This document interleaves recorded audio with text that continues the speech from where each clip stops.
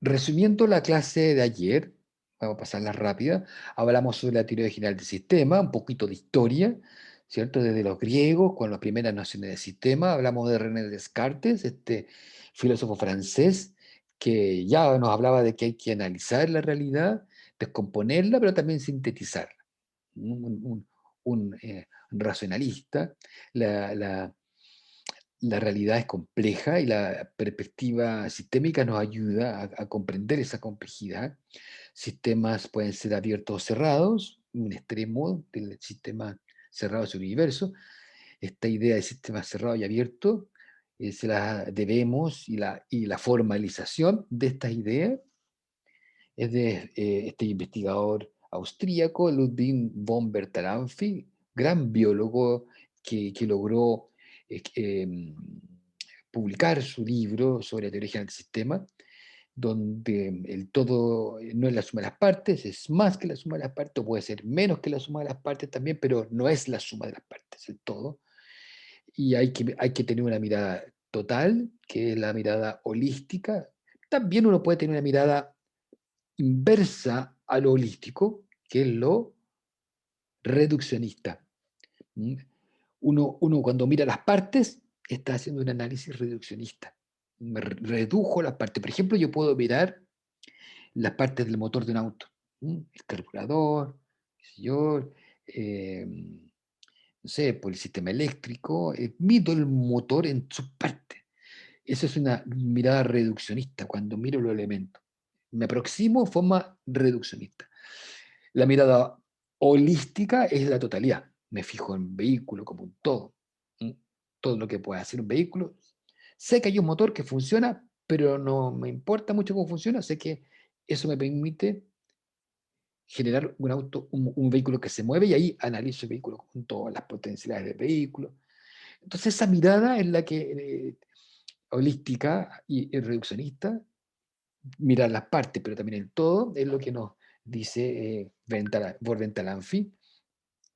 Hay relaciones entre los sistemas, miramos eso, miramos también aquí algunos conceptos centrales de la teoría del sistema, estructura, organización, ¿cierto? Todos estos conceptos, equifinalidad, las entradas y salidas, la interdependencia de los elementos de un sistema, la cohesión que tienen esos elementos, los flujos que se dan entre ellos. Hablamos de la entropía, no tanto hemos hablado, pero vamos a seguir hablando de eso. El esquema general de un sistema en un sentido más tradicional es de que hay un sistema al cual tiene entradas, tiene salidas y tiene feedback, retroalimentación positiva y negativa. Hay sistemas cerrados, abiertos y también sistemas aislados.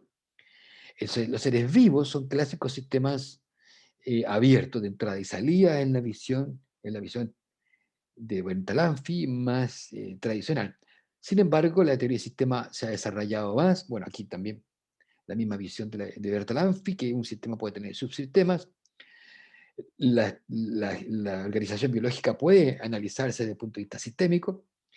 Le hablé entonces también de la teoría del sistema más nueva, más reciente, de los aportes desde la sociología, pero con elementos de la biología, en que adquieren importancia elementos internos y donde también se incorpora una característica que es la de autorreproducción, de autopoiesis, que es la idea de que los sistemas generan los elementos que los generan. ¿Ya? La idea de eh, tautología. Tautología quiere decir algo que se pisa la cola. Que antes, o sea, que antes de estas ideas era visto algo como algo inútil, algo que no sirve. Pero ahora se ha visto que sí tiene que ver. Tiene que ver con una característica de que los sistemas pueden estar cerrados y también abiertos a la vez. Nosotros, los seres vivos, ahora se entienden como sistemas que son abiertos, como esta gallina, por ejemplo, se alimenta, procesa, excreta. Es un sistema abierto. Pero a la vez es un sistema cerrado porque la gallina tiene un sistema nervioso que es cerrado. El sistema nervioso funciona como el ejemplo que les di ayer. Por ejemplo, esta calculadora, ¿cierto? Yo aprendo, tengo el cero y el cero, O el 5 funciona si aprieto un lápiz, si aprieto mi dedo, si lo aprieto con mi tazón. Lo que le pasa a la calculadora, tiene una dinámica interna que no depende del exterior. Eso le pasa al sistema nervioso. Basta con un estímulo para que se produzca una dinámica interna. Y además, eso genera procesos que los generan al mismo tiempo. ¿Ya? Eso pasa no solo en los sistemas biológicos, también pasa en muchos otros sistemas, como nos mencionó Luhmann. Yo les hablé de ejemplos como puede ser la comunicación. El sistema de comunicación que tenemos nosotros es un sistema que se autogenera. Las palabras generan palabras. Hay una autorreproducción. También se le llama autorreferencia. Ese concepto de que los sistemas son autopoyéticos, autorreferenciados, que se autoproducen, es más nuevo en la teoría del sistema, posterior a Ventalanfi. Ahí está la idea de que los sistemas se pueden pisar la cola y eso no es un problema. Antes se entendía como un problema. Hasta aquí llegamos ayer, ¿cierto? Y ahora vamos a avanzar en esta idea. Y aquí lo que lo quiere mostrar es la idea de un sistema, otra dicotomía más moderna, que es la de los sistemas simples y los sistemas complejos. ¿Ya? Cada vez estamos más involucrados y entendiendo que la realidad es compleja. Un sistema simple puede ser un termómetro. ¿Ya? Es un sistema por ejemplo, ¿qué le pasa a un termómetro? El termómetro es un sistema que tiene elementos, tiene, qué sé yo, tiene, por ejemplo, una cubierta, tiene una escala, ¿cierto? Y tiene un mercurio, y tiene un sistema de elementos, ¿cierto? Que se organiza, que alguien lo organizó de alguna manera, y que dado un estímulo, que la temperatura, el mercurio se expande, ¿cierto? Y nos registra la temperatura. ¿Ya? Entonces es un sistema simple de entrada y salida de alguna manera, ¿cierto? Hay un estímulo y hay una respuesta que está muy especificada en la forma que rígidamente está construido este sistema. No es un sistema muy dinámico, ¿cierto? No cambia en gran medida. Eso es lo que le pasa a un sistema simple, que está muy especificado en su forma de operar. No hay cosas nuevas, no emergen fenómenos. Son meramente, no meramente, no es que sea malo, sino que es más simple en ese sentido. O sea, es un sistema que uno conoce exactamente lo que le va a pasar. De hecho, sirve mucho, porque yo sé exactamente qué temperatura tiene un cuerpo, por ejemplo, con este sistema. Está muy bien hecho para eso, pero no van a emerger cosas impredecibles, no va a emerger novedad, no va a ser adaptativo, ¿ya? Va a ser un sistema rígido, estable, confiable, muy confiable, muy, con mucha certeza. ¿Ok? Es un sistema simple. Hay muchos sistemas simples. Este mouse, ¿cierto? Son sistemas simples. Pero ¿qué pasa con los sistemas complejos? Por ejemplo, un robot que tiene inteligencia artificial. ¿Ya? O un ser vivo, ahora estamos entendiendo también, gracias a los cambios que ha tenido la teoría de sistemas, estamos entendiendo que los seres vivos, unos más que otros, ¿sí? Son sistemas complejos. ¿Ya? ¿Por qué son sistemas complejos? Porque no, el paradigma input-output no es satisfactorio, se requiere algo más. Porque estos sistemas complejos van cambiando y las respuestas que pueden tener son distintas. No es totalmente, eh, no hay total certidumbre de lo que le puede pasar al sistema si uno le incorpora o le da un input. ¿Ok? A nosotros, los seres humanos, por ejemplo, cuando nos pasa algo, recibimos un input, nuestra respuesta no va a ser siempre la misma. Va a depender de nuestro estado de ánimo, va a depender de nuestro estado de fisiológico, si estamos enfermos, si estamos sanos, si tenemos hambre, si no tenemos hambre, si nos pasó algo terrible antes. Ante el mismo estímulo, podemos responder de forma distinta, incluso impredecible. ¿Ok? Se entiende la idea de un sistema complejo, ¿cierto? Que el paradigma input-output con un proceso interno bien especificado no es el caso. El motor de un auto es un sistema simple, como les contaba recién. Yo sé que el motor de auto es más complejo que un termómetro, sin duda, pero no es un sistema complejo en sí. Tiene más elementos, pero el motor de un auto no va a generar cosas impredecibles, no va a generar innovaciones, no tiene incertidumbre. ¿Mm? Eh, eh, eh, el motor de un auto tiene que tener cierta benzina, tiene que tener cierto nivel de batería y funciona. Y es totalmente predecible. Las máquinas que no tienen esta complejidad van a ser siempre, por más elementos que tengan, pero van a ser siempre en el sentido de que no van a generar innovación y va a tener siempre un sistema simple, mucha certidumbre y es lo que se busca, ¿no? Todos compramos un vehículo, una bicicleta, esperando que haga lo que debe hacer, ¿cierto? Entonces, las personas no son sistemas simples, las personas no son sistemas que operen de tal manera que uno quiera que funcionen de una misma forma, ¿cierto? Nosotros como profesores tenemos a los estudiantes y esperamos que no se comporten como un ejército, ¿no? No es la idea, ¿no? Sino que al contrario, ¿no? Surjan incertidumbres, surja innovación, sobre todo. ¿Ok? No sé si alguien tiene un comentario o un ejemplo más de sistema complejo. ¿Qué se le ocurre otro sistema complejo?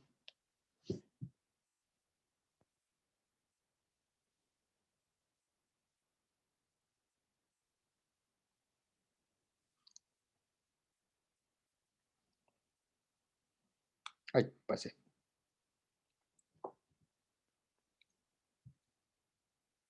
¿Alguna idea del sistema complejo?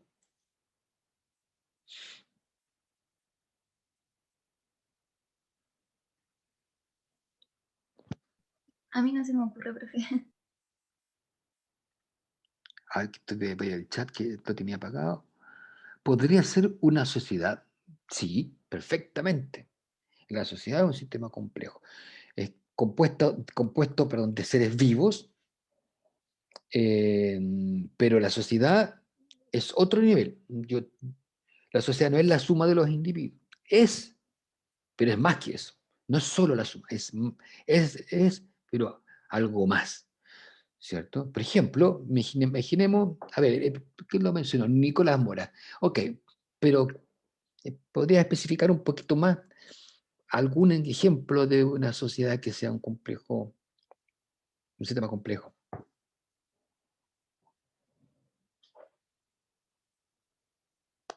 Alguna parte de la sociedad.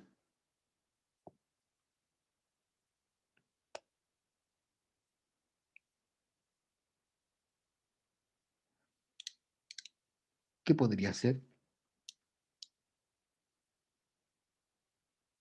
Ya, ok, la universidad es una parte de la sociedad y, ¿y por qué sería complejo? Claro, la universidad, ¿qué es lo que tiene? Tiene estudiantes, académicos, funcionarios, que se organizan, se estructuran, pero no es simple, no es un sistema simple porque no está todo tan especificado. Surgen un montón sobre todo, ¿cierto? Innovación, conocimiento, se generan cosas que no están definidas previamente. Es un sistema muy dinámico, las universidades van cambiando, miren lo que nos pasó a nosotros, ¿cierto? Con la pandemia. Una característica de los sistemas complejos es su capacidad de adaptación. Entonces la universidad tiene un fin, ¿cierto? Tiene un rol dentro del sistema global que es la sociedad, que es educar, ¿cierto? Pero también tiene la universidad como fin generar conocimiento. Las universidades también son muy importantes en la avanzada del conocimiento, cultura también, arte, ¿cierto? Todo lo que tiene que ver con la ética, con la moral de las sociedades, nace un poco las universidades están pensando siempre el futuro, pero ante el entorno, si el entorno cambia, las universidades tienen que, o los sistemas complejos tienen que adaptarse. Nosotros hemos cambiado nuestro modo de seguir con esta finalidad que es la educación. Entonces, es un buen ejemplo, ¿cierto? De una universidad que es un sistema complejo. ¿Ok? Eso quería también hacer la distinción, que es complejo y simple. Obviamente aquí hay un continuo, un sistema muy simple, sistemas, por ejemplo, los robots con inteligencia artificial tienen inteligencia artificial, pero no son un ser vivo. ¿Mm? Hay robots nuevos que, por ejemplo, Siri o Alexia, ¿cierto? Estos sistemas operativos están adquiriendo muchas capacidades de sistemas complejos. Internet es un sistema complejo. Ahora, y los seres vivos son también seres sistemas complejos, aunque hay seres vivos que no son tan complejos, que no tienen tanta capacidad de, de- de adaptación, de cambio o generación de innovación, y otros seres vivos son muy complejos. El ser humano es un sistema muy complejo, y esto mucho tiene que ver con el desarrollo del sistema nervioso, eso más o menos con la idea que se ha visto, que los seres vivos con sistemas nerviosos muy complejos, normalmente son, claro, seres vivos complejos, sistemas complejos. Quería ahora continuar con la idea de sistema y hay una distinción importante entre estructura y función. ¿Ok? La estructura y función son dos conceptos importantes dentro de la perspectiva sistémica. La estructura son los elementos, ¿cierto? Que tiene un sistema. Por ejemplo, podemos pensar, para un ejemplo lo más simple posible, en una mesa. ¿Ya? Una mesa tiene una estructura que le permite desarrollar una función. La mesa normalmente para, por ejemplo, realizar una actividad sobre su superficie, alimentarse, escribir, lo que sea, ¿cierto? Pero nos permite a nosotros trabajar en ese espacio. Lo mínimo que tiene que tener una mesa, ¿cierto? Es una superficie plana y también un sustento, que son sus patas, ¿cierto? Esa es su estructura. Pero la estructura eh, puede cambiar y la función puede mantenerse. ¿Ya? Puede pasar eso. Uno puede cortar, por ejemplo, un pedazo eh, y la función se cumple, y esa función se cumple a través de una manera en que está organizada la estructura. O sea, aquí como que la secuencia es la siguiente. Esa estructura permite una organización y esa organización en su operar genera una función. ¿Ya? Entonces, por ejemplo, yo tengo una mesa que tiene la superficie, sus patas, esa estructura. Esa estructura permite que las patas están abajo, ¿cierto? Y la superficie está arriba. Entonces, de esa forma está organizada la estructura. Tiene patas y tiene una superficie, pero las patas están abajo y la superficie plana está arriba. Ya está organizada de cierta forma la estructura. Y esa estructura con esa organización puede generar función. Ahora, no necesariamente una función. Normalmente es una función. ¿Ya? Y resulta de que uno puede modificar la estructura sin cambiar la organización y sin cambiar la función, ¿cierto? Y acá abajo, por ejemplo, mostramos, estas son ideas que la planteó de forma muy clara para la biología y para la teoría del sistema Humberto Maturana, un biólogo chileno. Pero hay casos en los cuales uno puede generar un cambio estructural a tal nivel que se pierde la organización y también se puede perder la función.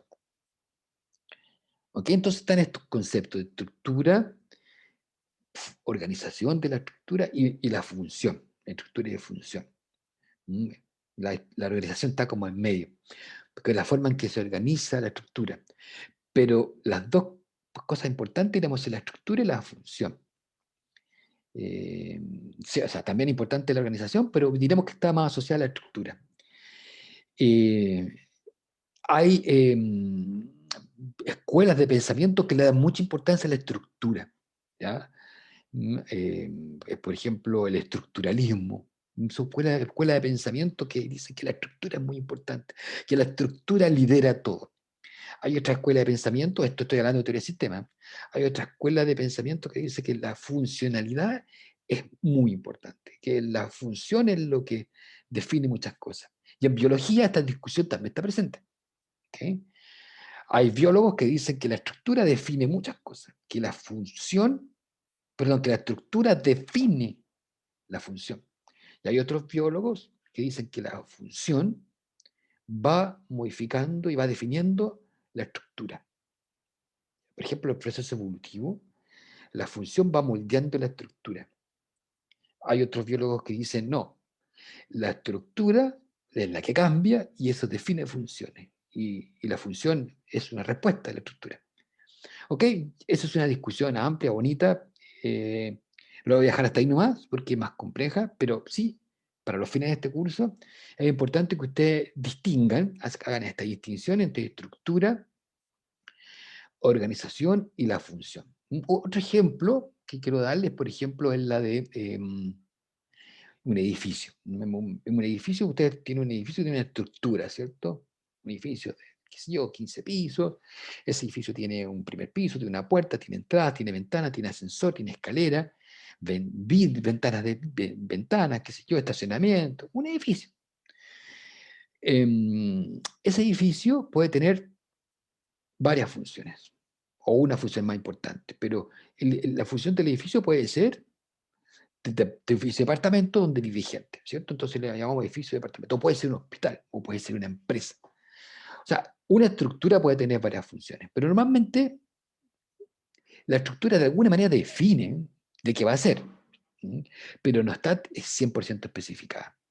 Y también la estructura está organizada de alguna manera, ¿cierto? Los estacionamientos siempre están abajo, qué sé yo, los ascensores están en cierto lugar, los ascensores sirven para movilizarse de un piso a otro. Entonces, la estructura está organizada de cierta manera y tiene que tener funciones. Y las funciones están un poco asociadas a esa estructura, pero no están totalmente especificadas. ¿Ya? No es directo. Entonces, porque la función también tiene que ver con cómo se ocupa, para qué se ocupa, y eso está también quizás en otro nivel. ¿Ok? Otro ejemplo puede ser las cuerdas vocales. A mí me gusta mucho ese ejemplo también, de esta diferencia que puede haber entre estructura y función. Las cuerdas vocales nos sirven a nosotros para emitir sonido, ¿sí? Pero esos sonidos pueden ser para comunicarse,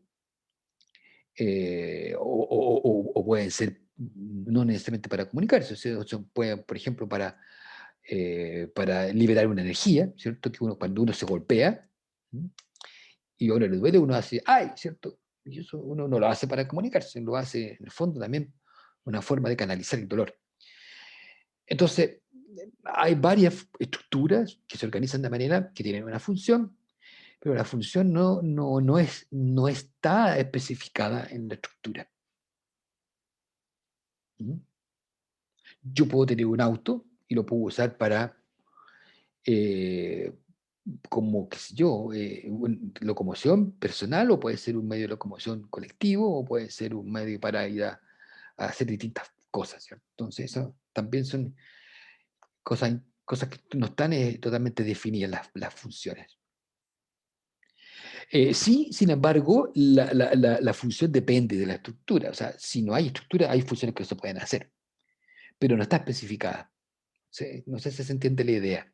La estructura es importante, la función es importante, pero, por ejemplo, puede haber una estructura que a lo mejor no se ocupa, ¿m?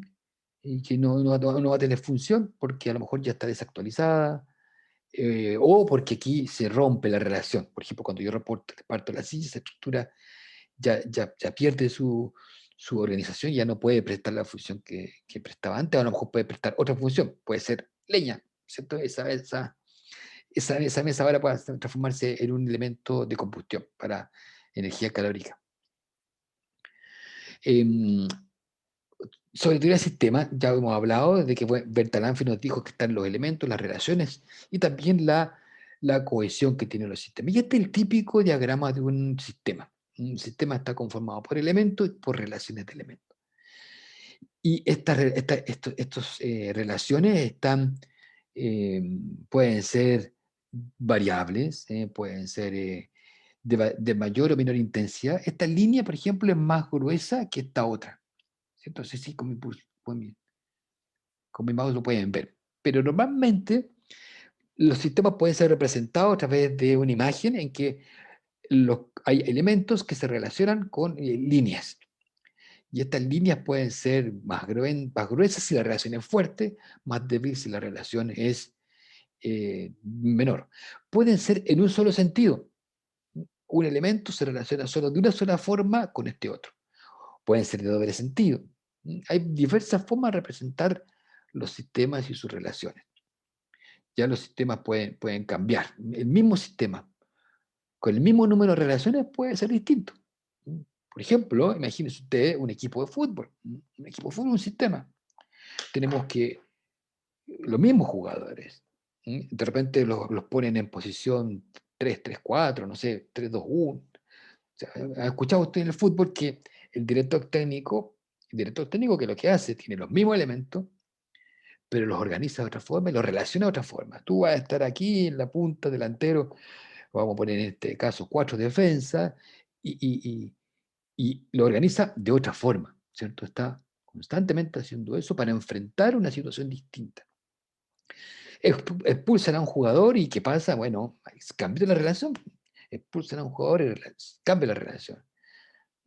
O un elemento no está funcionando bien, ¿cierto? Un jugador amaneció con caña y no está jugando bien, entonces el director técnico lo reemplaza porque no está cumpliendo, no está comportándose como se espera en ese contexto de la funcionalidad global del equipo.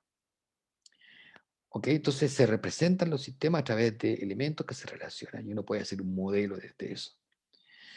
Aquí en biología nosotros sabemos que tenemos sistemas, eh, o sea, como ser vivos somos un supersistema, pero también tenemos sistemas dentro de nosotros. El sistema respiratorio, digestivo, ¿cierto? El sistema de detoxificación, que es, digamos, el hígado y los riñones, de filtros, de purificación de nuestro ambiente acuoso. Está el sistema cardíaco, el sistema reproductor. Somos subsistemas de un sistema mayor. Siempre vamos a poder, hasta llegar a cierto nivel, ¿cierto? Pero vamos a poder hacer jerarquía de sistemas dentro de esos subsistemas. O no necesariamente jerarquía, porque puede ser también. No, la jerarquía quiere decir que hay dependencia, pero pueden ser subsistemas de tipo jerárquico o pueden ser sistemas más bien horizontales. Pero hay subsistemas dentro del sistema. Lo que pasa también en la organización biológica más allá del organismo, las poblaciones, las comunidades. ¿Ok? No sé qué hora es, cuánto llevamos, a qué hora deberíamos parar. Dijimos que en 1 hora, entonces nos falta un tiempito todavía. Y hay algo importante acá, que en los sistemas, la teoría de sistemas nos habló también por Talanfi incluso, pero ya también la nueva teoría de sistemas también se habla de que hay fenómenos emergentes. ¿Mm? Este concepto de emergencia, no es que sea una emergencia de un accidente, de una ambulancia, algo. No, se refiere eh, a la descomposición, a que la decomposición de sistemas en subunidades menores avanza hasta el límite en el que surge un nuevo nivel de emergencia correspondiente a otro sistema cualitativamente distinta. A ver, eso está un poco complicado, pero ¿cómo lo explico? Se refiere de que yo tengo el agua, por ejemplo. Tengo el agua, tengo las moléculas del agua.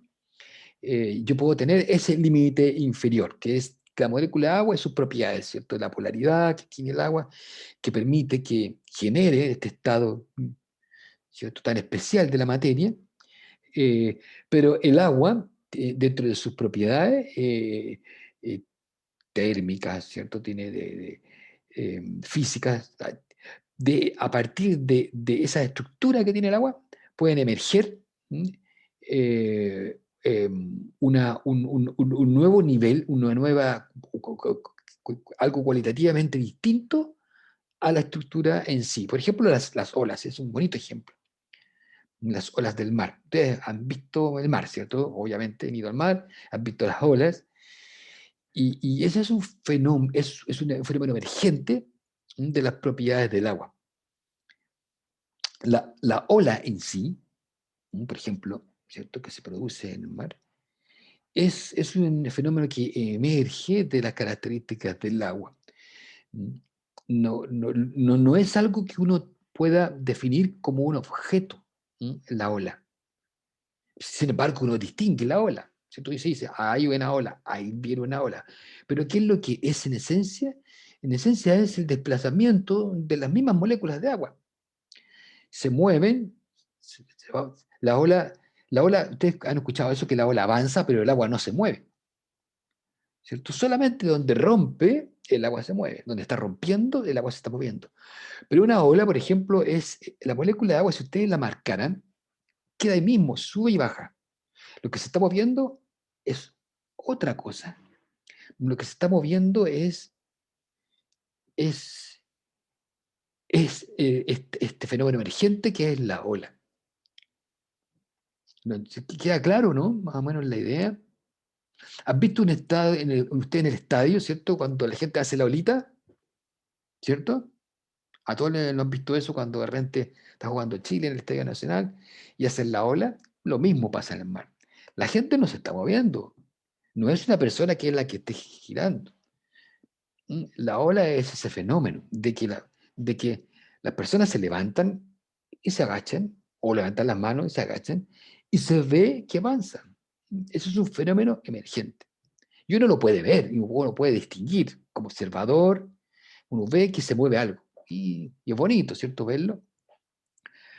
Pero en concreto, las personas no se han movido esos asientos, están ahí. ¿Ya? Entonces, eso pasa con los sistemas. Estos son fenómenos emergentes, que no están especificados en cada persona. O sea, cada persona hizo algo, pero como fenómeno es de la globalidad. No hay esa ola si no hay varias personas en el estadio. Con una sola persona no se puede. Tiene que haber varias personas en el estadio y se ponen de acuerdo, pum, de repente se ponen de acuerdo y sale esta olita. Eso mismo pasa en el mar. ¿Mm?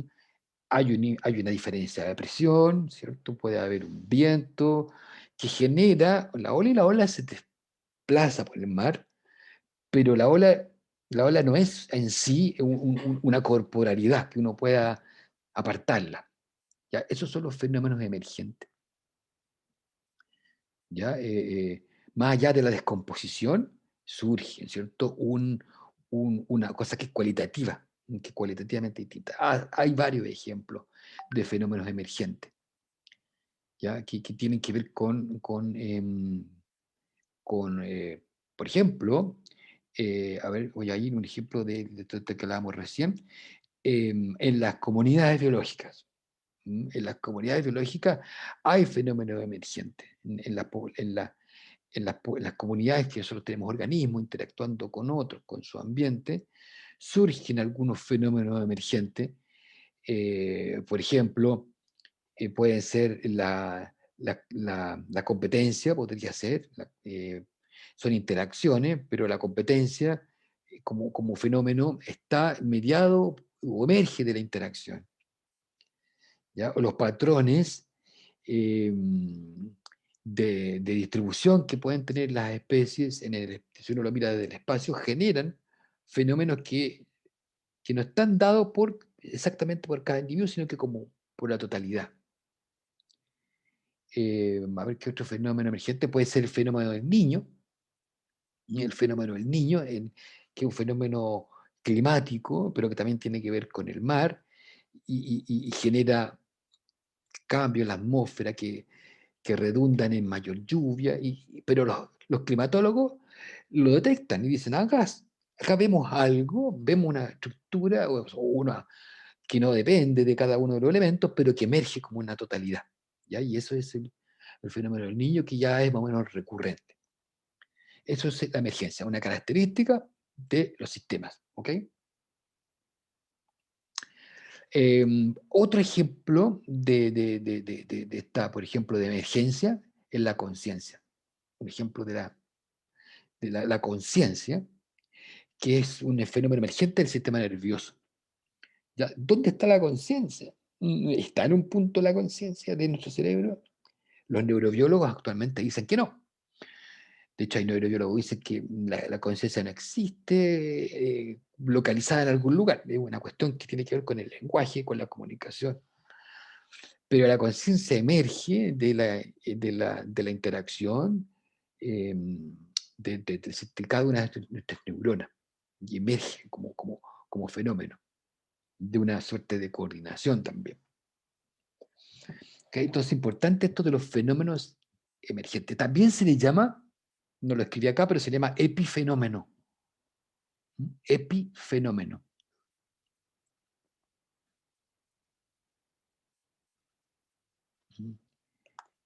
Epi, voy a escribirlo acá, fenómeno. Lo escribí en el chat, ¿ya? Epifenómeno. Epi quiere decir sobre, el epicentro, ¿cierto? Cuando hay un temblor se habla del epicentro, es que lo que está arriba del centro. Epi significa sobre, y fenómeno es como sobre el fenómeno. Entonces, el epifenómeno vendría a ser un fenómeno, una propiedad emergente que está por sobre el fenómeno. ¿Ok? Eso es otra palabra, un sinónimo. Bien. Otro concepto importante dentro de la teoría del sistema es esto de la equifinalidad. Se refiere al hecho de que un sistema, a partir de distintas condiciones iniciales y por distintos caminos, llega a un mismo estado final. Se dice que los sistemas tienen una equifinalidad, un poquito en este laberinto, ¿cierto?, que te lleva a un mismo lugar. Por ejemplo, para centrarlo más en la biología, los seres vivos tratan de mantenerse vivos. Todo lo que nosotros hacemos, en el fondo, no todo que lo que hacemos, porque las cosas esenciales, muchas de las cosas que nosotros hacemos, tienen que ver con nuestra persistencia como seres vivos, para mantener esa eh, eh, digamos, persistencia temporal eh, de nuestra constitución. ¿Ok? Entonces, los sistemas, por ejemplo, de transporte, que hablábamos ayer, tienen como equifinalidad el movilizar gente. Y así, hay una finalidad que apunta hacia algo, que tiene que ver. Ahora, esto obviamente puede ir cambiando la finalidad, no es algo estático, pero en determinado momento va a, a desencadenar a un punto. ¿Ok? Ahí está la idea de que apuntan hacia una meta, un objetivo. Por ejemplo, aquí en biología celular uno puede hablar de el modelo, por ejemplo, de, ¿cómo se llama esto? El tráfico celular. Uno puede tener acá distintos elementos celulares, unos más simples en organismo, unos más complejos, pero todos tienen que ver con, por ejemplo, con el tráfico celular, las vesículas, el retículo endoplasmático, el sistema de Golgi, las vesículas, la liberación y la serie de elementos complejos, y que tienen que ver con el tráfico vehicular y con la secreción también, la secreción de elementos desde el interior de la célula hacia el exterior. Y ahí hay una equifinalidad, que es la de producir elementos desde el interior hacia el exterior. Entonces, esta visión de la que yo estaba hablando de los sistemas, uno lo puede aplicar a, eh, a los distintos niveles de la organización biológica. Aquí está, por ejemplo, también la misma idea, reforzando un poco la idea de que hay distintos elementos. Hay distintos elementos que pueden estar posibilitando esto. Hay proteínas, ¿cierto? Hay citoesqueletos, hay varios elementos, pero están todos en función, ¿cierto? La funcionalidad es la de excretar, por ejemplo, una hormona, producir una hormona hacia el ambiente exterior de la célula, porque esa hormona después va a ir a otras células donde va a tener un efecto. El desarrollo, la biología del desarrollo, que es todo este proceso de una célula se complejiza, ¿cierto? Se divide y pues genera una mórula, por ejemplo, después un embrión. Todo este proceso va desarrollándose hacia una equifinalidad, que es la de producir un organismo íntegro y completo, que después va a poder reproducirse y generar nuevamente este mismo proceso. ¿Ok? Eso es todo esto era sobre la equifinalidad, ¿ya? Perdón, pero aquí estaba la morfogénesis. También la idea de la morfogénesis, característica de los sistemas, que es ir formándose. Los sistemas van, como lo hablábamos un rato, la teoría más moderna de la autopoiesis, de la autoproducción de los elementos, se van formando sus elementos con la equifinalidad, ¿cierto? De producir un organismo que se mantenga en el tiempo. Acá hay un concepto que es un poquito más, no tan obvio, pero es el que los sistemas también tienen morfoestasis. Morfoestasis. Estasis significa que se mantiene. No es un estado de estabilidad. Y aquí la palabra quiere decir una estabilidad morfológica. ¿Y qué ocurre? Los sistemas complejos, como los seres humanos, vivos, ¿cierto? La cultura, se caracterizan por unas capacidades para elaborar o modificar sus formas con el objetivo de conservarse viables. Por ejemplo, ustedes han visto que hay algunos árboles que crecen en las laderas, ¿cierto? Yo puedo tener una ladera y puedo tener árboles que crecen así, ¿cierto? No crece así un árbol. No sé si me explico, pero si yo tengo una ladera y si ustedes van aquí afuera de Talca o donde estén, los árboles no van a crecer así, ¿cierto? Se adecuan y crecen verticalmente a pesar de la pendiente, como se muestra ahí. Un pino, un roble va a crecer derechito si el suelo es vertical o tiene una cierta pendiente. Va a mantener una cierta ¿Profe? distancia. ¿Sí? Sí, sí. Solo para ver si entendí.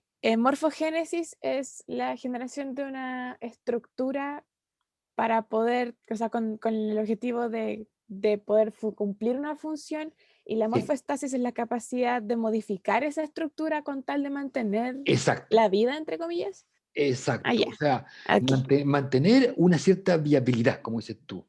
Pero lo que hace la planta es, por ejemplo, adecuarse a eso y modificar su estructura. Por ejemplo, las raíces ya no van a ser las mismas.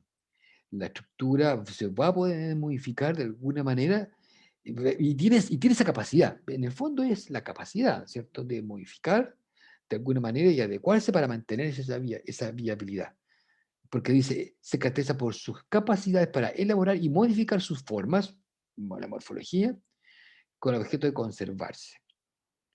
Entonces, el ambiente normalmente es variable, entonces el organismo se modifica en eso para mantener esa y conservarse en el tiempo y no morir.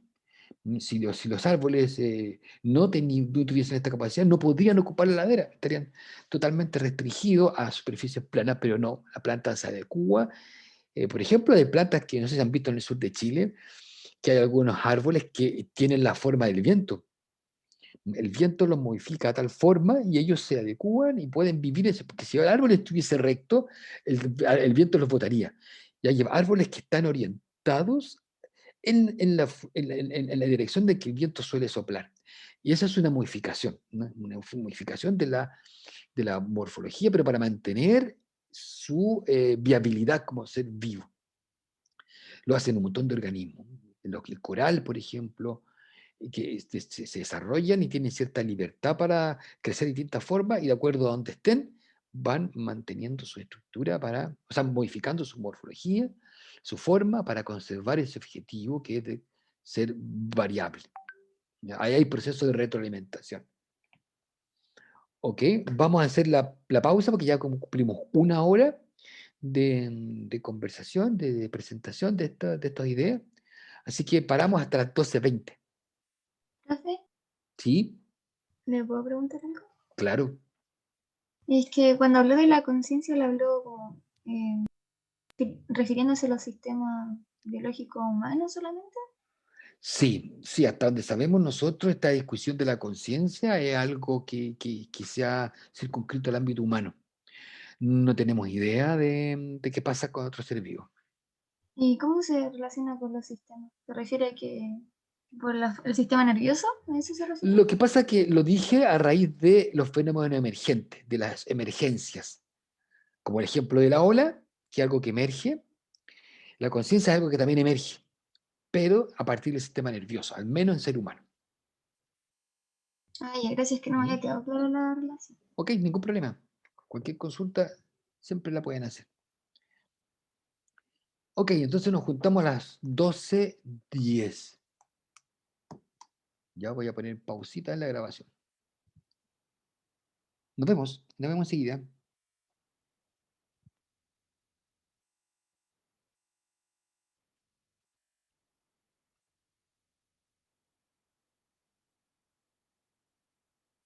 Grabación.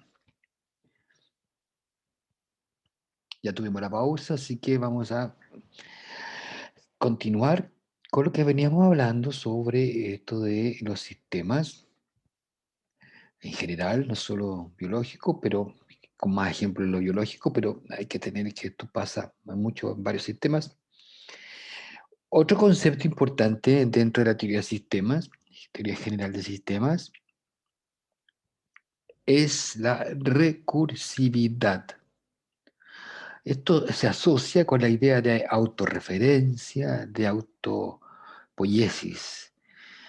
Y es el proceso que hace referencia a la introducción de los resultados de las operaciones de un sistema en el mismo sistema. O sea, esto pasa cuando el sistema tiene un input, o sea, un output que se transforma en input del mismo. Un ejemplo es esta señorita que está aquí en una tarro antiguo de cacao, pero que a su vez tiene una bandeja ella misma, y esa que está dentro tiene ella misma. Ya es un poquito loca esta idea, pero es el hecho de que lo que le pasa al sistema se aplica también al sistema, se aplica a sí mismo. ¿Mm? Y en alguna disciplina como la matemática también se da esto a través de también representaciones gráficas de que ciertos criterios que generan un proceso de un sistema se aplican a sí mismo. ¿Ya? Entonces eso es recursividad que va generando algo. Por ejemplo, algo que podríamos decir que a veces son retroalimentaciones positivas, retroalimentaciones negativas, pero va aplicándose hacia sí mismo. La televisión, la comunicación, eh, tiene un proceso que le pertenece, por ejemplo, el rating de la televisión o, por ejemplo, el número de visitas que puede tener un sitio web. Ese proceso se aplica a sí mismo por ejemplo, a la misma plataforma y, eh, y le permite entonces seguir operando de una forma, de otra forma o igual, pero casi nunca es igual, que siempre va a ir generando cambios en un sentido u otro, pero el producto de un proceso del sistema que se aplica al mismo sistema, no a otro sistema. También podría ser a otro sistema, pero aquí uno se fija en que es la aplicación a sí mismo. Ya, por ejemplo, nosotros como seres humanos también somos muy recursivos, a veces nos aplicamos a nosotros mismos cuestiones que nosotros mismos hemos decidido, que también se la podemos aplicar a otros, pero nos aplicamos a nosotros mismos. Por ejemplo, la autoexigencia, ¿no? O diversos, ¿cierto? O las mentiras. Nosotros podemos mentir a nosotros mismos. Y a veces terminamos creyendo que es verdad lo que no era verdad. Pero a eso se refiere con la recursividad, algo característico de los sistemas dentro de la perspectiva de la teoría de sistemas más moderna, que hace referencia a estos procesos internos. Mm. Bertalanffy no se refería tanto a estas propiedades internas que tienen los sistemas. Esto es más reciente, sobre todo después de la teoría de sistemas de Luhmann, con una fuerte componente de la biología en ese desarrollo. ¿Ok? Vamos a pasar ahora también a otros temas de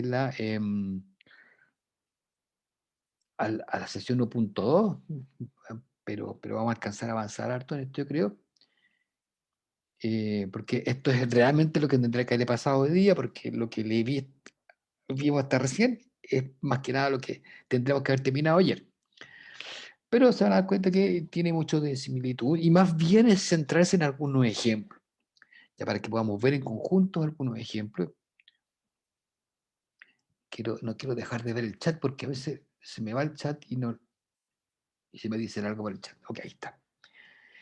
Ya vimos esta idea, ¿cierto? De los sistemas, cómo se pueden representar, como esferitas, que son los elementos y las relaciones de estos elementos. Quisiera hacer aquí un pequeño resumen también sobre esto que vimos recién, la estructura de un sistema y la función de un sistema. O a menos función, porque puede ser más de una función.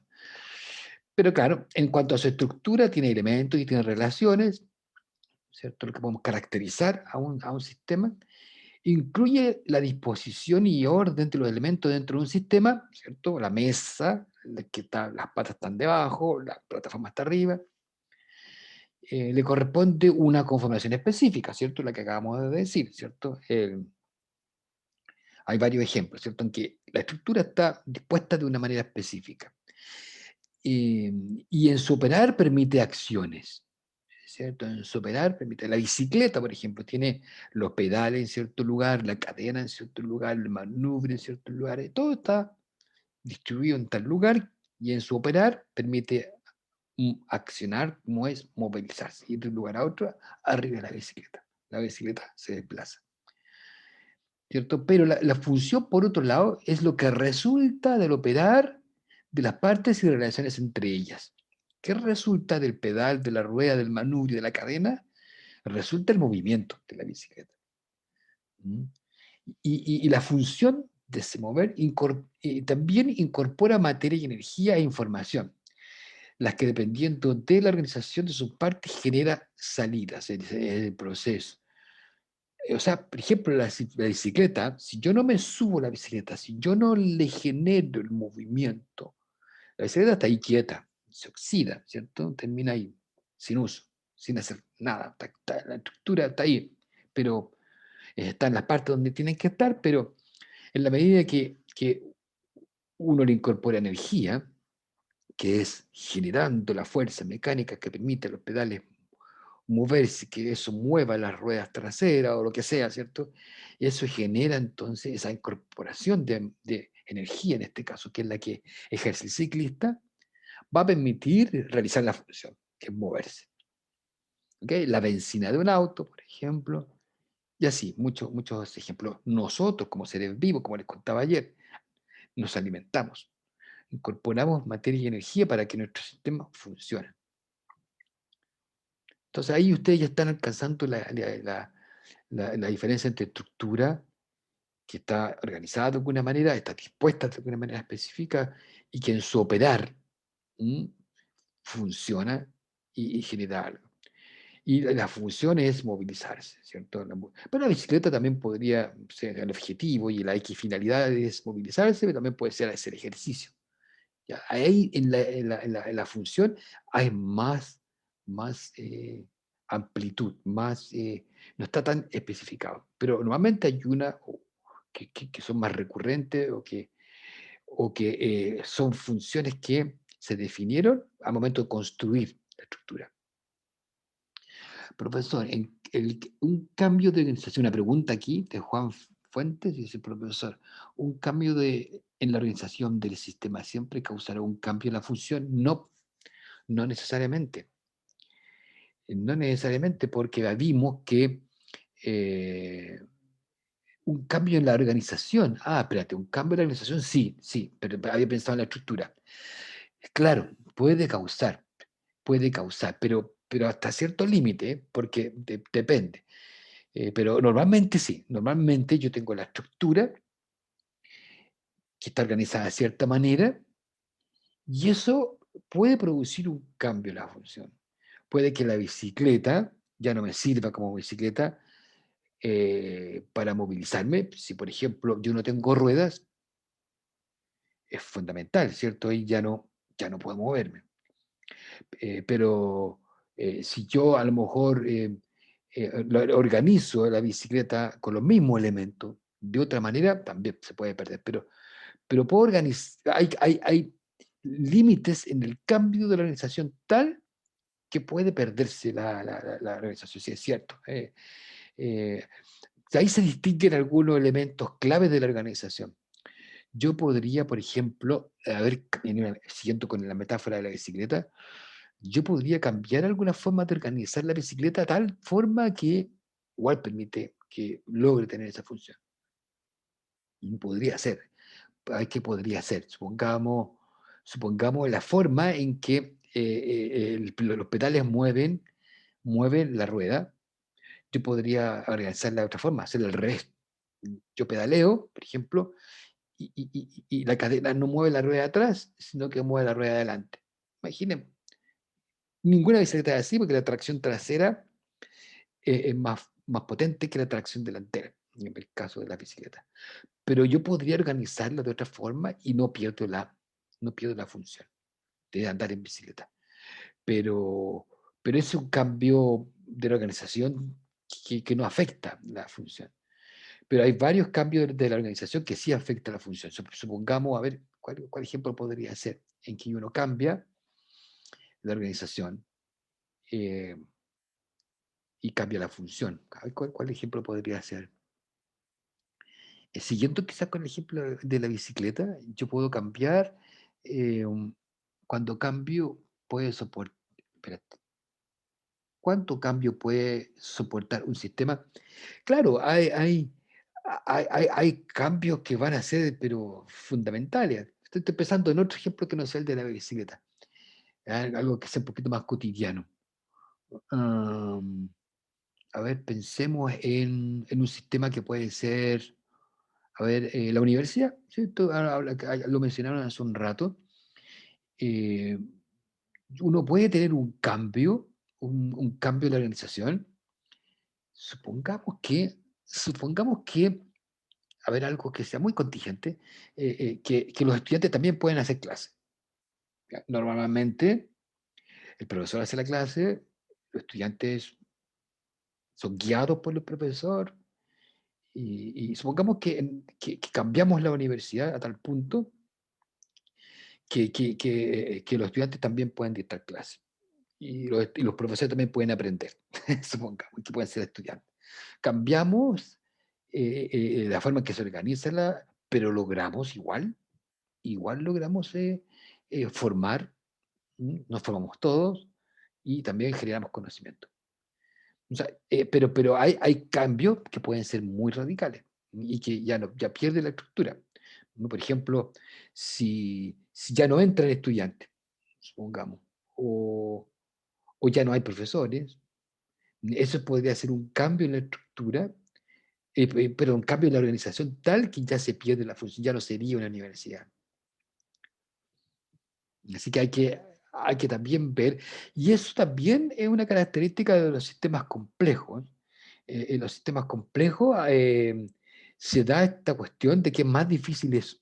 En los sistemas simples hay un cambio en la organización tal que se pierde la función. Los sistemas complejos a veces son menos susceptibles de eso porque logran adaptarse, logran readecuarse. Entonces yo diría que los sistemas complejos,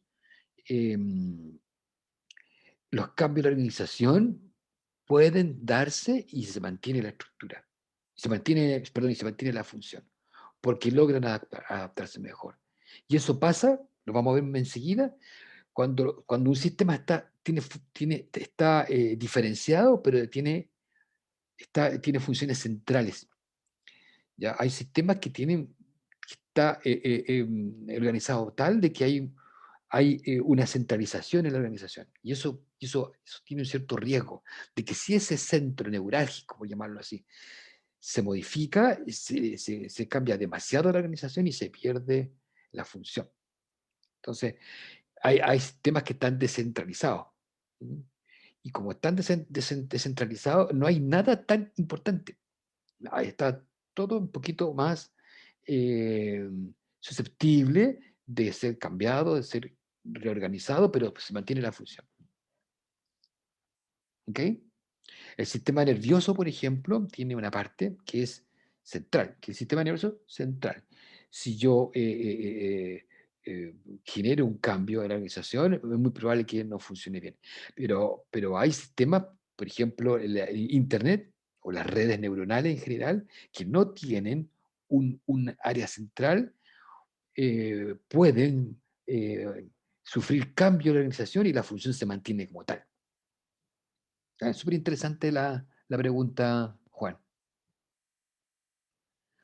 Acá, por ejemplo, lo podemos ver un poquito, que esto está más cercano a lo que ustedes han hecho o han estudiado, que es las redes de genes, la red Gene Network. Cada vez se están estudiando más gracias a que podemos secuenciar genomas completos, a que podemos hacer estudios transcriptómicos masivos. Se pueden realizar ahora estos diagramas, ¿cierto?, de interacciones entre genes. Tenemos genes, por ejemplo, aquí de ciertas propiedades, los azules, los verdes, los rojos, y estos se organizan en pequeños clústeres o grupos.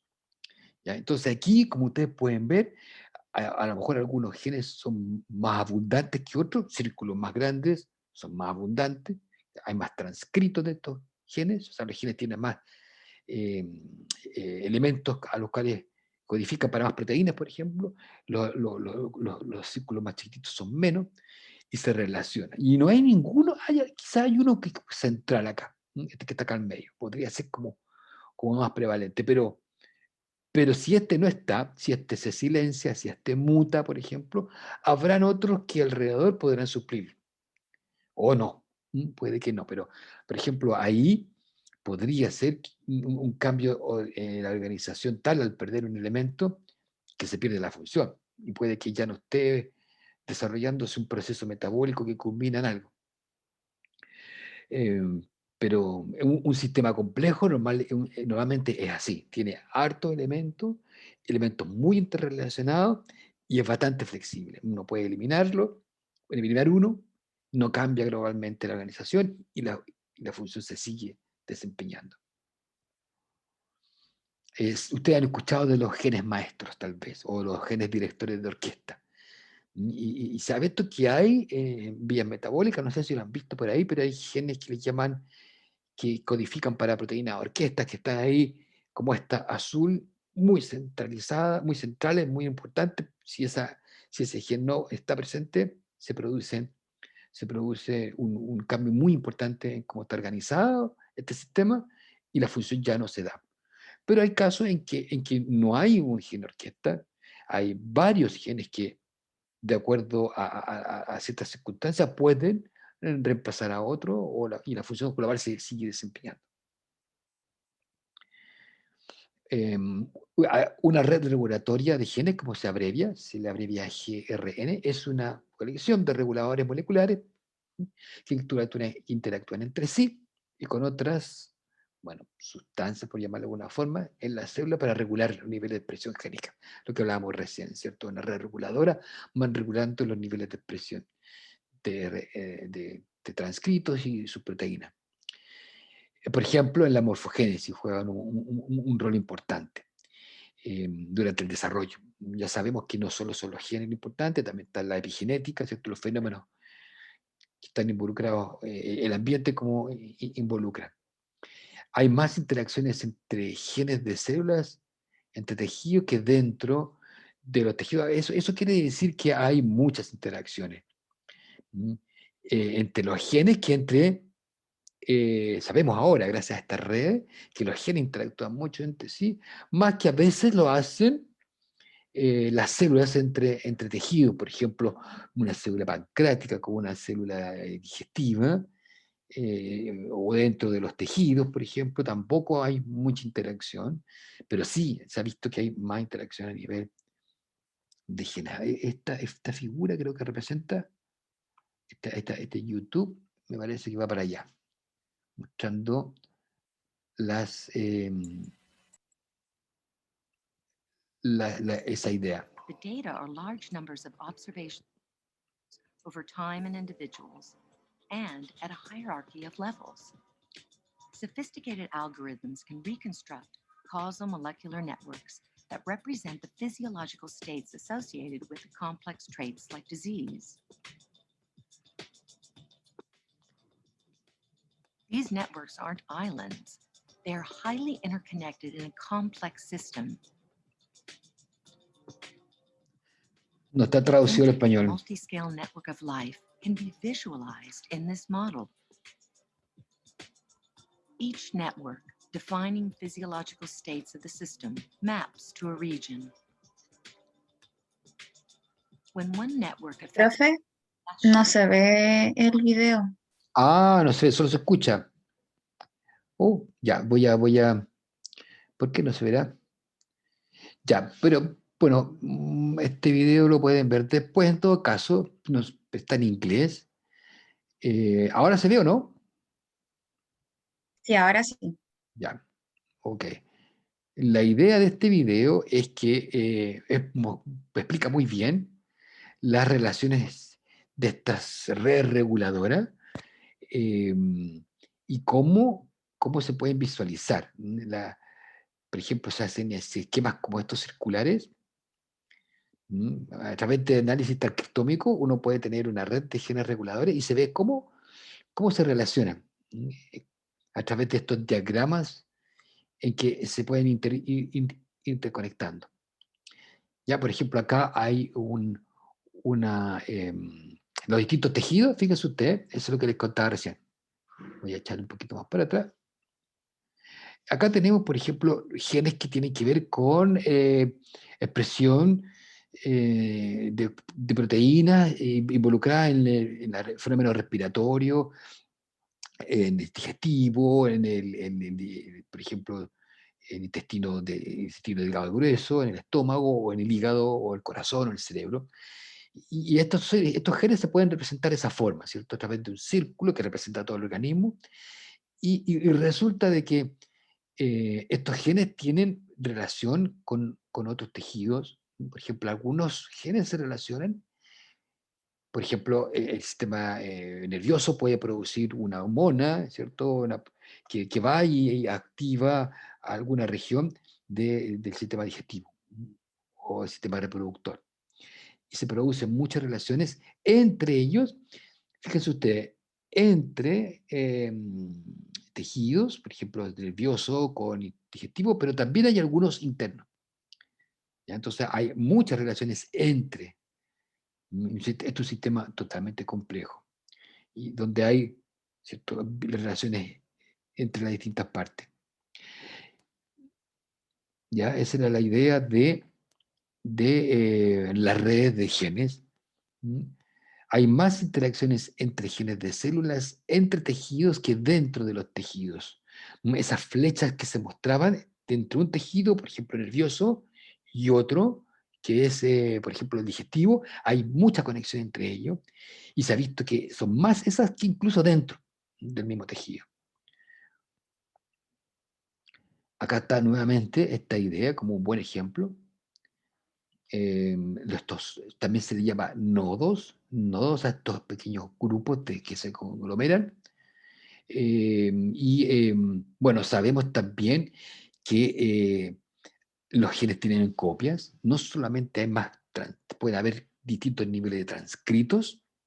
Un gen puede transcribir mucho, puede estarse transcribiendo mucho, otro gen puede estarse transcribiendo poco, pero además ocurre que los genes pueden estar en distintos números de copias. Entonces, esto puede ser también generar mucho transcrito por el número de copias. Ya los RNA pueden ser muy variables. Entonces acá tenemos distintos elementos y su relación entre ellos en distintas cantidades. Simplemente hablando más bien de las cantidades por el número de copias, y también hay que considerar que los genes tienen variantes. Hay distintas variantes, por ejemplo, las familias génicas. Entonces, como que forman un conglomerado. Las exoquinasas, hay varios tipos, entonces pueden formar un conglomerado y un poco más potente. Em, Estas redes se construyen dentro de los individuos, dentro del genotipo, en interacción con el medio. Ya sabemos también que, por ejemplo, un insecto tiene un genoma, va a tener esta expresión masiva, simultánea, ¿cierto?, de varios genes, va a formar una red de genes, pero esta red va a estar, afecta al medio ambiente, también muy importante. Cada vez más se sabe que el genoma está afectado por factores epigenéticos, lo que da un resultado de una funcionalidad distinta. Ya no es una cosa tan basada solamente en los aspectos genéticos, sino que también en cuestiones genéticas. ¿Mm? Normalmente, aquí se habla de bottleneck, que es como un cuello de botella, porque hay ciertas restricciones, pero a su vez esas restricciones en la dinámica de funcionamiento solo a nivel genético puede expandirse, como se ve acá, a través de cuestiones ambientales. Ya está la cosa genética, que a veces tiene restricciones, pero está la cuestión ambiental, que posibilita también expandir la funcionalidad. Aquí hay un ejemplo también no sé si ustedes han escuchado, esto es análisis de genoma amplio, genoma wide. Hay una técnica nueva que se llama el CRISPR-Cas, ya la deben conocer ustedes, con la cual uno puede ir generando, ir estudiando la funcionalidad de estas grandes vías regulatorias. Cada vez se está utilizando más la modificación por estas mutaciones para conocer cómo yo modifico un gen y veo qué consecuencias tiene en la operatoria global. Y con eso puedo generar mapas más complejos de funcionalidad a través de ver la red genética aquí y también de proteínas, a través de experimentalmente induciendo mutaciones, para luego llegar a un mapa, a un conocimiento concreto de los mecanismos, por ejemplo, de enfermedades o de alguna. Aquí en este caso es un ejemplo del autismo, que a través de análisis, de ir generando mutaciones, uno puede ver cómo se modifica la red de transcritos y de los genes y también de sus proteínas para luego configurar acá abajo una idea global de cómo ha estado funcionando un determinado proceso. ¿Ok? Este otro ejemplo de red regulatoria, donde uno puede entender claramente acá que es un fenómeno, un sistema complejo, donde hay acá algunas funciones similares, algunas actividades, funciones que realizan un determinado tejido. Por ejemplo, la red regulatoria de genes del autismo se ha logrado caracterizar. Se hacen comparaciones entre individuos sanos, individuos autistas, y se logran generar estos mapas, este esquema de cuáles son los genes que están con mayor, por ejemplo, número transcrito o mayor cantidad de proteínas, si se trata del análisis proteómico. Acá también podemos ver, les quise mostrar este ejemplo porque hay también variaciones temporales de esto. Normalmente estos esquemas son súper estáticos. Ya este es un esquema que puede estarnos representando la idea de la funcionalidad en una fotografía. Pero hay una temporalidad, ¿ya? Y esto usted uno lo puede ver acá abajito, por ejemplo, cómo en los distintos tiempos algunos genes van variando, ¿cierto? Hay una expresión y que no es continua, sino que va modificándose. Y eso también se puede dar a nivel del mapa. Entonces, uno puede ver que esta relación compleja no es estática, va fluctuando, o sea, es muy complejo. Ahí estaba la relación que le mostraba recién, ¿cierto? De las interacciones que hay entre genes de tejidos distintos que dentro. Y eso nos habla de la interconectividad que tienen los subsistemas dentro de un sistema como el organismo. Acá está una idea cómo experimentalmente uno puede establecer estas relaciones complejas. Uno puede tener un alimento con dieta, animales con distinto tipo de dieta, con una dieta de distinta forma, por ejemplo, con alto en grasas o una dieta no alta en grasas, ¿cierto? Una dieta normal, por poner un ejemplo, y una dieta alta. Entonces uno puede luego hacer esta comparación de las relaciones que hay entre transcritos que se movilizan de un tejido a otro. ¿Mm? Por ejemplo, una hormona que va del hígado, qué sé yo, por ejemplo, del sistema nervioso al hígado, o del hígado a un mensajero, una proteína, al músculo y así. Y eso se puede analizar como red compleja bajo distintas condiciones. Ya uno puede observar también los cambios fenotípicos que se pueden dar. Y esto es un análisis de sistema, de redes y un enfoque sistémico, ¿ya? Entendiendo a esto como un sistema, de sistemas complejos. ¿Ok? Esto lo ven, ¿cierto?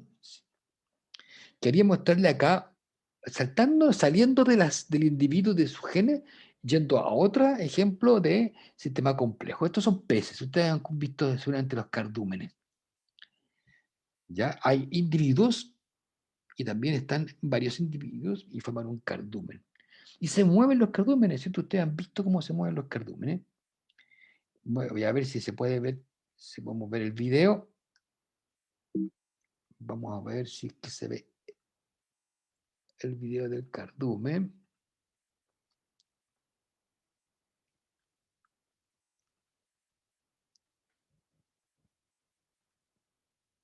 Acá está, yo creo que así lo van a ver ahora. No sé si han podido ver esto ustedes. Fíjense lo que ocurre. Bueno, este es el mar, ¿cierto? Y miren cómo se mueven. Ojalá que se pueda ver bien.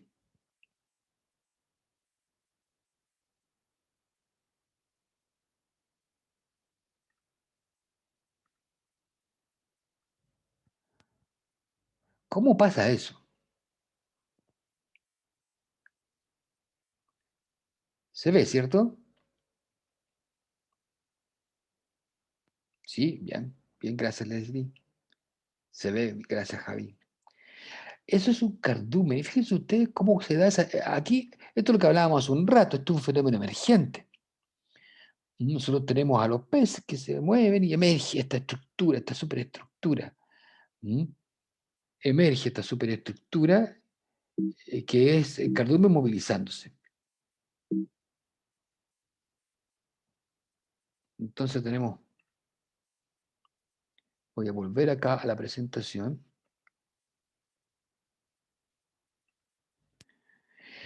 ¿Qué pasa en el caso de los peces? Esto está estudiado, está muy estudiado, bueno, en los últimos años. ¿Y qué pasa? Que aquí hay una lógica que es que hay una conducta individual y hay una conducta global. A ver, hay una pregunta aquí en el chat que no alcanzo a leer.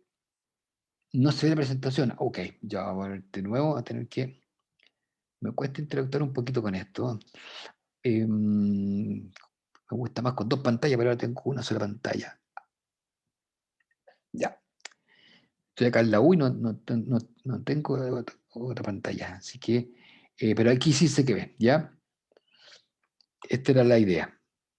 Los cardúmenes.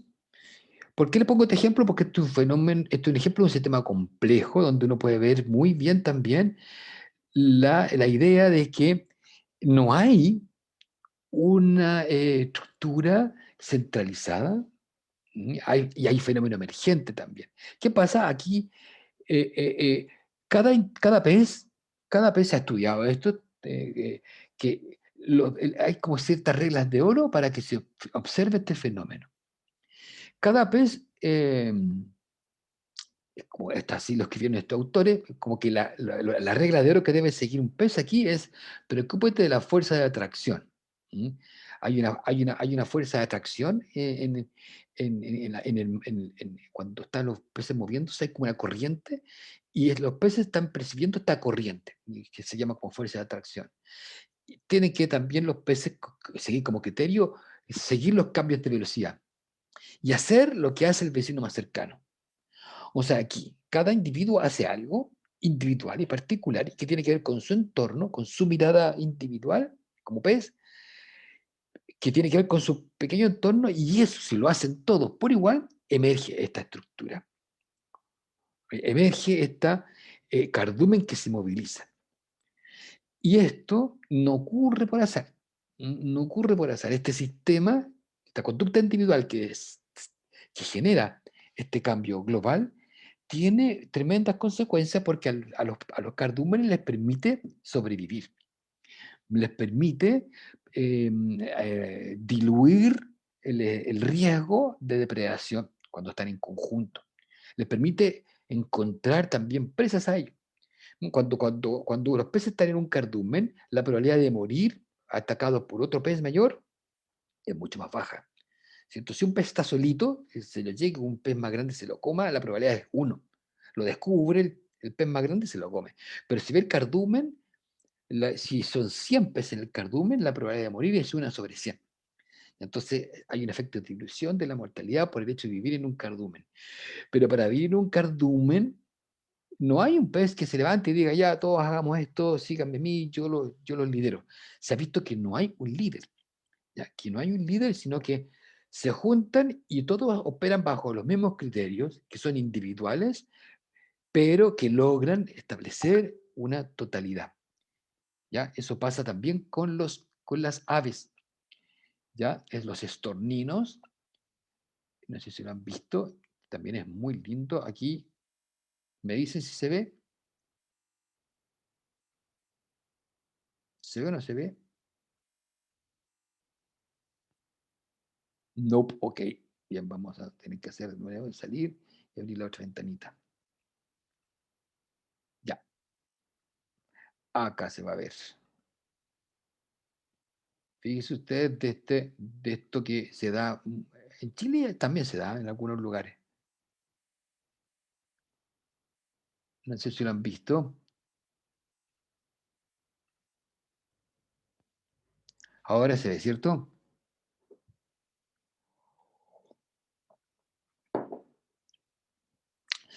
Estos son aves muy característicos en Europa, en el norte de Europa particularmente, en el Norteamérica también, y en Chile igual, pero los estornitos no son tan frecuentes.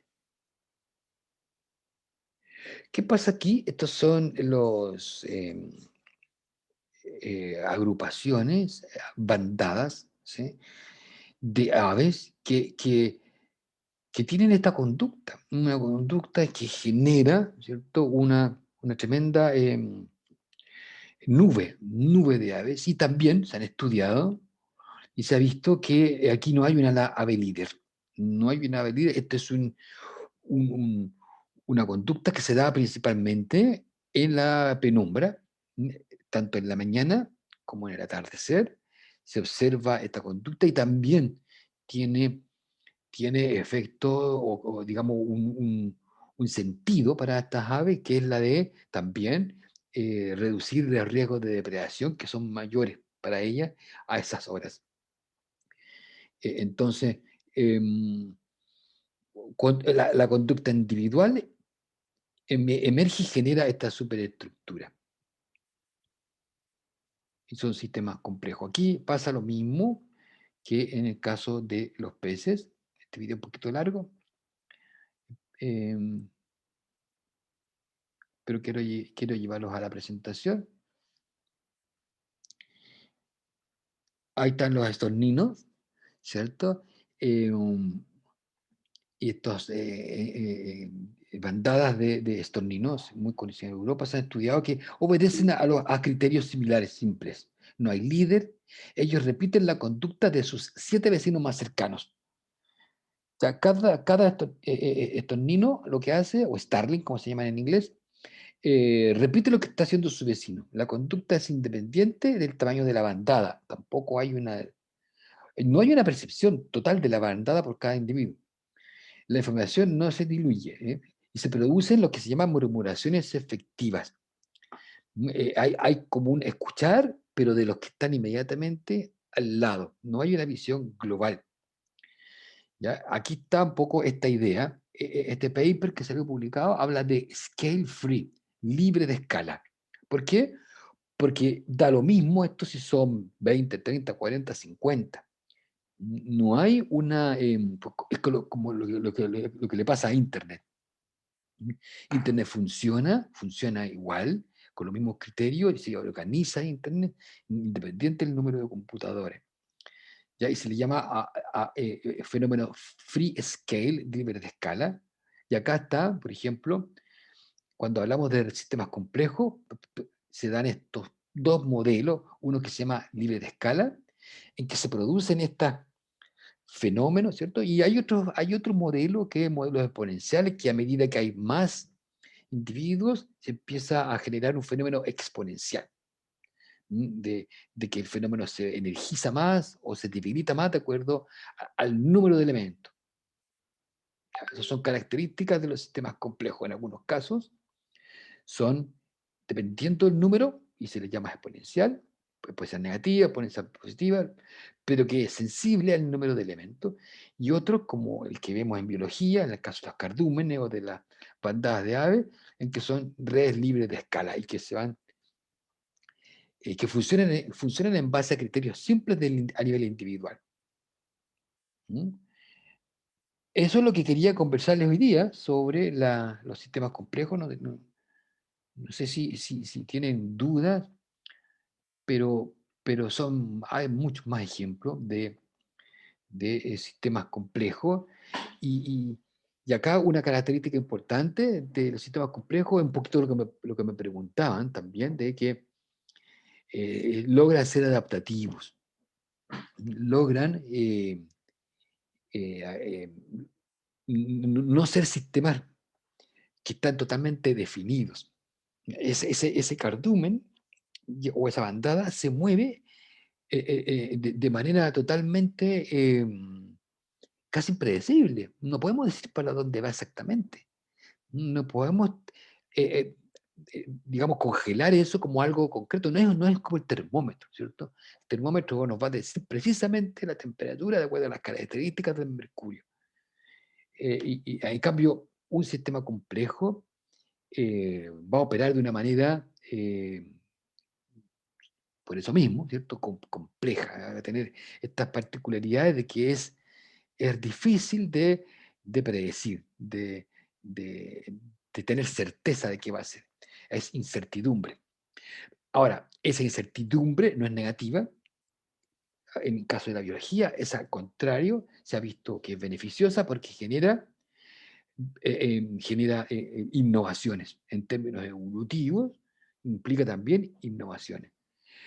Ahora, desde el punto de vista del ser humano, a veces eso tiene tremendas consecuencias, porque puede ser triste para el ser humano, sobre todo para la permanencia del ser humano en la Tierra, lo que nos está pasando, ¿cierto? Nosotros, con las pandemias, con la irrupción de plagas, eh, no sabemos bien qué puede pasar. Nadie tiene certeza. Y eso le pasa a un sistema complejo. Lo que más tiene un sistema complejo es incerteza. Y la incerteza es difícil para un sistema que quiere tener claridad digamos, capacidad de predecir qué va a pasar. Al hacer eso sí pierde innovación, pierde capacidad adaptativa. Los sistemas biológicos, al contrario, son más inciertos, pero son muy adaptativos y sí generan innovación. ¿Ya? Entonces esa es la teoría, parte de la teoría de sistema que estamos viendo en este curso, que ustedes espero que puedan recoger, leer más sobre ello. Como les contaba al inicio, el jueves vamos a tener un taller en que tú y van a trabajar en grupo. Vamos a tomar algunos de estos conceptos de la teoría del sistema para que ustedes las desarrollen desde el punto de vista de definirlo, para que como grupo lo trabajen sobre una de estas características de los sistemas, y les voy a pedir ejemplos, a que busquen ejemplos. A cualquier nivel, no solamente biológico. Porque en esta parte yo le estoy hablando de la teoría del sistema en términos generales, la visión sistémica. Puede ser física, puede ser química, puede ser lo que sea. Probablemente le interese más algo biológico, no va a estar mal.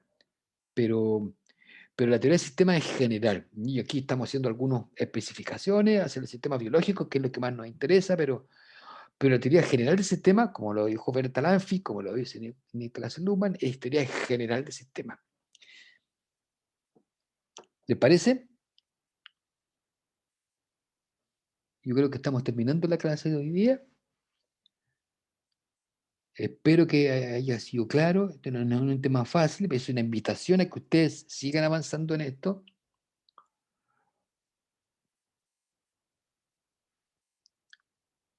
Literatura sobre esto está muy disperso, ¿no? Hay libros sobre teoría de sistemas, yo diría que son bastante complejos, bastante más avanzados, pero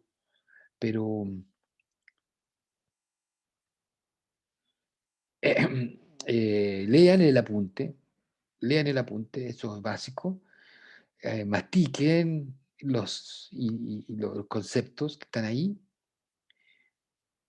porque la idea es que tengan una idea de todos aquellos.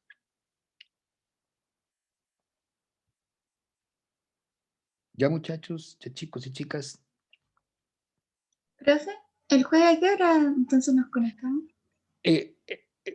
lo que vamos a hacer es, porque nuestra experiencia el año pasado es que, si son 3 módulos seguidos, es muy agotador, tremendamente agotador. Entonces va a ser asincrónico. Yo creo que mañana nos vamos a conectar al segundo bloque, a las 10, a las 9:40. A las 9:40 nos vamos a juntar aquí en internet. Pero la idea es que ustedes, por ejemplo, puedan ya empezar a trabajar asincrónicamente en este taller, porque yo les voy a dejar las instrucciones. Ya, pero nos juntamos a las 9:40. Ya por 2 módulos después. ¿Ok? Gracias, profe. Ujú. Así que trabajen en el apunte y en las instrucciones que yo le voy a mandar. Yo creo que a la tarde le voy a mandar las instrucciones. Ya me han llegado más grupos, así que si falta un grupo, vamos a tener que conformarlo con lo que nos enviaron. Así que, pero estamos en contacto, cualquier cosa me escriben. Ujú.